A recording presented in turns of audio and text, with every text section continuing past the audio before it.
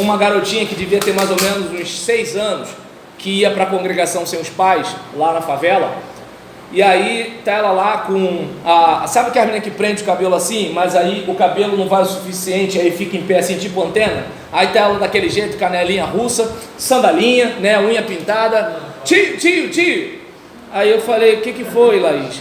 Aí ela, não é verde que se fala, é verde. Aí eu falei, tá vendo, gente? Se a Bíblia é a palavra de Deus em linguagem humana, Deus não falou através desse texto com essa criança. O irmão seminarista está dizendo que a Bíblia não é a palavra de Deus. Quase que eu me matei. Aí é o que eu estou dizendo. Eu não sei se dá para perceber que assim, o que acontece? O que acontece? Aquela criança ia ficar sem entender o texto. Por quê? Porque a gente tem que ler vede prudentemente como andais. A gente não conjuga. Quando se fala assim, andais por ali, ninguém usa esse negócio. Vede, tá entendendo? Olha, vede o quadro branco. Quantos professores falam assim?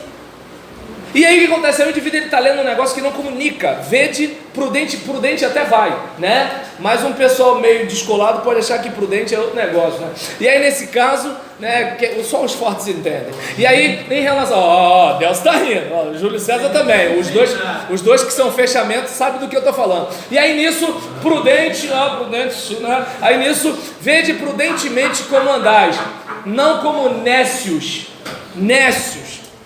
Quantos chamam as pessoas de nécio por aí? Remindo o tempo. Quantos de nós falamos que vamos remir o tempo? Entende? Então não sei se dá para perceber que assim, a importância de nós realizarmos um culto que comunique. O problema é que quando você, por exemplo, se você é pastor e vai fazer um negócio desse, fica todo mundo alvoroçado, entendendo que o pastor quer acabar com a nossa igreja. Ele não quer que a nossa igreja. Aí o que acontece? Aí o pastor, para não arrumar briga, deixa quieto. E ele vê o seguinte: o quanto a sua igreja está num outro tempo e não fala com o seu tempo. Uma coisa, por exemplo, é aquele culto para membros, é aquele culto para meio de semana. Vamos levar o pessoal para o auditório da convenção, da associação, beleza. Agora domingo à noite, entende? Sem você explicar. Então essa é a questão. Eu entendo que em vez de assim, irmãos, nós estamos aqui, né? Mas olha, eu por exemplo, não estou aqui, né? Para não sei o que lá, e assim, não. O tempo que eu gasto para isso, eu gasto para explicar. Nós vamos cantar um hino tal. E aqui está dizendo, se a vida, as vagas procelosas são, e aí você vai descrevendo e tudo, e começa. Meu irmão, sai daqui olhando as coisas boas que aconteceram na sua vida, as coisas que Deus fez na sua vida, ou se de repente cabe até uma pregação a partir dos versos do hino. De repente os versos podem estar ladeados, avizinhados por um versículo bíblico. E aí, assim, quanta coisa pode ser feita para o indivíduo entender. Mas o que a gente faz? Ou não canta, quem falou sobre não cantar foi a Mara, ou não canta, né? Ou canta sem ninguém entender, porque a gente tem preguiça de explicar, ou a gente também não sabe, mas sempre foi assim, né? E aí, fala, Marcelinho, desculpa, depois você tinha pedido a palavra, né? Não? Então tá, vai, Marcelinho. Eu também quero comentar sobre a questão da Bíblia, que o canto cristão deveria ser como a Bíblia é traduzida, revista. As versões. Mas isso aconteceu, só que os batistas rejeitaram o HCC. Mas a questão é que eu fui acostumado nessa Bíblia aqui desde o início. Eu desculpa de ter falado dos batistas e parecer que eu incluí você, porque, por exemplo, eu mesmo aqui acabei de falar com desgosto. Ou seja, eu gosto do HCC. Entendeu? Então, por exemplo, quando eu falo os batistas, eu estou dizendo que assim, na sua maioria, como por exemplo, quando a Assembleia aprova uma coisa, você pode ser contra, mas você, depois que a Assembleia aprova, a igreja decidiu. Você pode ser membro da igreja, mas você agora é fechamento com a igreja. Até porque resistência Na democracia da igreja a gente chama de rebelião, né? A igreja votou, né? E vai, fala. E eu sempre li essa perspectiva na Almeida. Eu me dou o trabalho de ver um missionário para tentar entender a Almeida. Mas tem as pessoas que não querem se dar o trabalho de pegar o dicionário para ler. E a questão aqui, eu já ouvi muito das pessoas quererem sugerir os hinos por causa do pessoal da igreja. Mas é o nosso gosto e não necessariamente a mensagem. Repete, olhando para lá, por favor. Você virou para cá, não deu para escutar. Muitas das vezes, o pessoal escolhe os hinos por causa do pessoal da igreja, porque o pessoal da igreja gosta. Às vezes, já aconteceu de eu ver as pessoas escolherem os hinos que têm erro teológico, mas porque o pessoal da igreja gosta, é que o pessoal escolheu. Caramba, o erro teológico, ó, ele consegue identificar o erro teológico, música que tem erro teológico aí. Pô, senti firmeza, cara. Seja indo comum, porque no cantor a gente até acha erro de linguagem, não erro, porque para a época que foi escrito, aquela escrita era perfeita, correta. Tipo nesse livro que você estava falando, teu divino auxílio minorando o mal. Pô, a pessoa vai saber o que é minorando o mal? Nem eu acho que você até pesquisar. Não, a gente vai deduzir, né? Minorar, né? Minoria, né? Tal. Entendeu? Minoria ele já pensa outra coisa, ele pensa numa lacração. E os que foram traduzidos para o HCC, o que aconteceu no HCC é que eles radicalizaram, pegaram tudo a letra e mudaram tudo, mas ficou lindo. Para mim, é meu. Ó, se da vida as ondas agitadas são, para mim tá perfeito. Ficou lindo. Né? Ficou da harpa do HCC que é maravilhoso. Mas os hinos que a gente canta, os comuns da igreja, que dizem, né, que é de jovem, não existe isso. Eu também não. Para mim, eu canto tudo. E botar lá, eu tô cantando. Mas aí sim, tem muitos erros teológicos. Tem muita coisa que eu vou te contar, que a gente canta, depois que Precisa trocar a letrinha, bota um somzinho a mais. Bem, olha, eu sei de uma coisa. Por exemplo, quando o compositor fala, vem, visita a tua igreja, o que o HCC alterou. Quando o compositor fala, vem, visita a sua igreja, eu entendo o que ele quer dizer. Só que, por exemplo, ele não precisa visitar porque ele já está. Entende? Só que dificilmente alguém vai implicar com vem, visita a tua igreja. Por quê? Porque já está inculcado. O problema é que a gente não considera o seguinte, que a nossa afetividade afeta o nosso juízo. Mesma coisa que nem no coroão.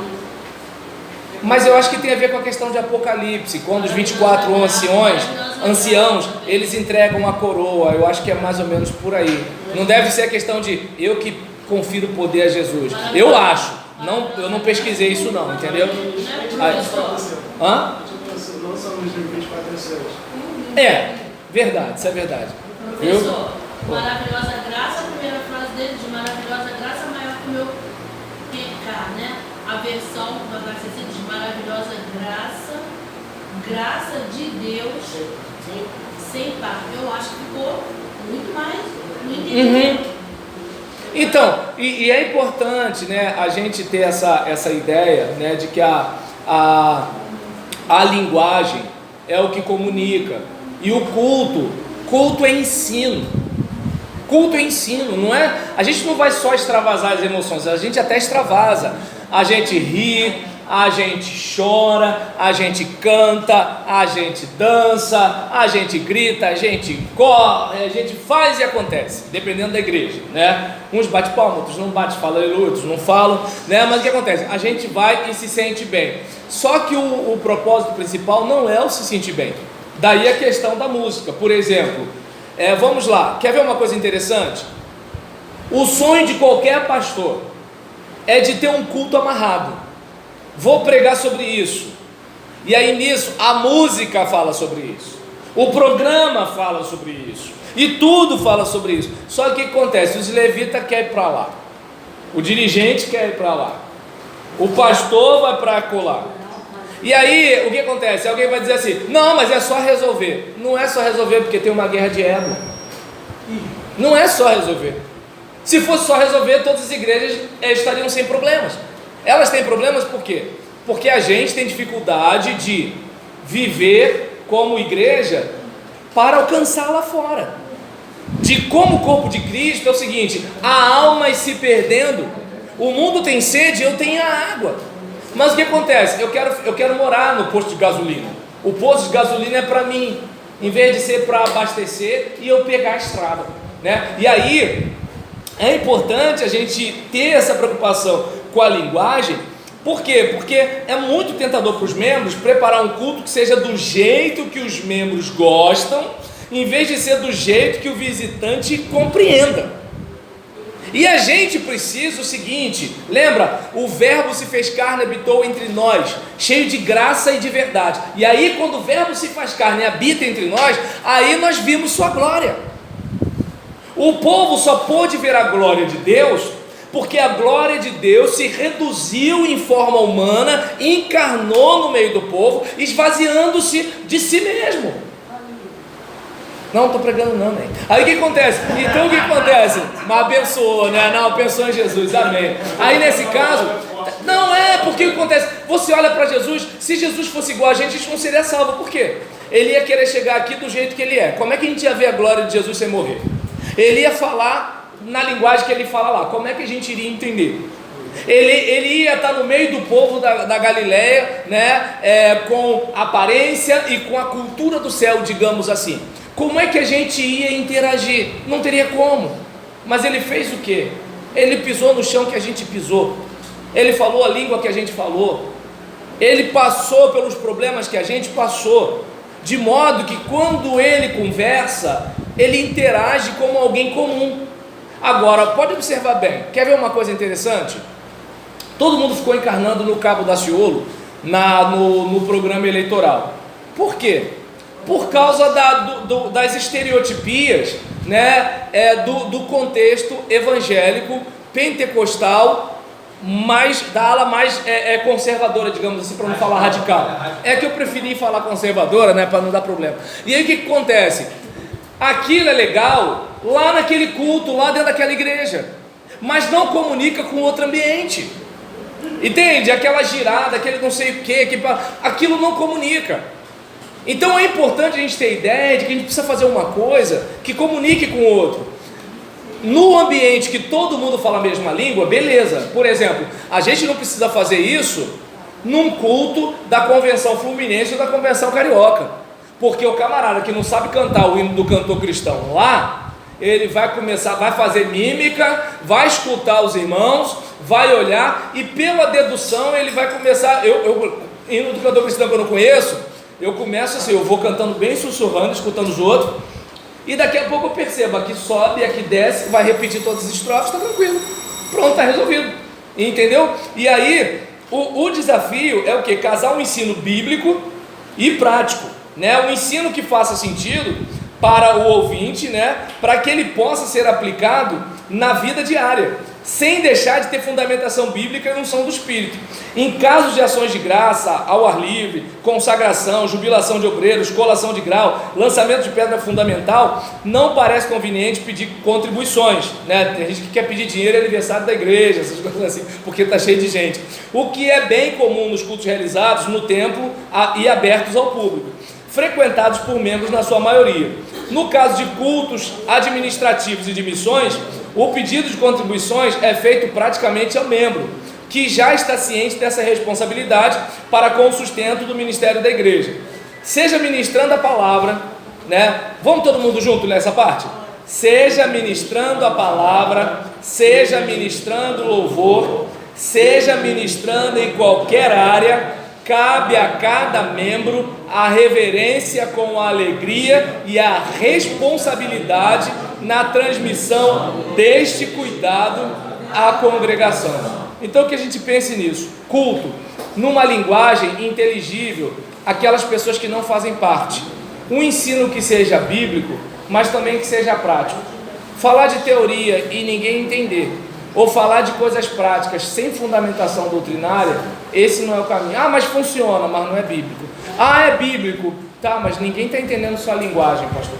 Então vamos tentar pegar esse caminho. E aí na semana que vem a gente faz que nem a gente fez com o batismo e com a ceia. A gente já vai pegar o caminho de uma questão prática. tá bom? A gente vai pensar num programa de culto, participação, né? E aí vamos ver quem faz o quê.